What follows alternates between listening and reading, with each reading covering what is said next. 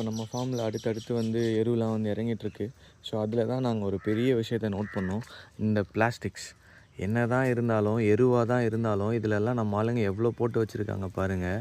எல்லாமே இந்த மாதிரி பிளாஸ்டிக் கவர்ஸு, இந்த மாதிரி மாத்திரை, யூஸ் பண்ண மாத்திரை டேப்லெட்ஸு, அப்புறம் தேவையில்லாத கிளாத்ஸு, சின்ன சின்னதாக பிட்டாக கிளாத்ஸு இருக்குது. இங்கே பாருங்கள், இந்த மாதிரி நாங்கள் சேர்த்து அக்யூமுலேட் பண்ண இது வேஸ்ட்டு மட்டும் பிளாஸ்டிக்ஸு, அது கவர்ஸ் மட்டும் இதில் இவ்வளோ இருக்குது. கிட்டத்தட்ட ஒரு பேக் ஃபுல்லாக இருக்குது. இது வந்து மேலோட்டமாக பார்த்து நமக்கு தெரிஞ்ச இடத்துல இருக்கிறத மட்டும் தான் எடுத்தோம். இங்கேயா இருக்கட்டும், இல்லை இன்னொரு இடத்துல காமிச்சோம் இல்லையா, அங்கேயும். ஸோ இவ்வளோ வேஸ்ட்டு இதில் இருக்குது, பிளாஸ்டிக்ஸ் இருக்குது. இதெல்லாம் மண்ணில் எப்போ மக்கவும் மக்காது.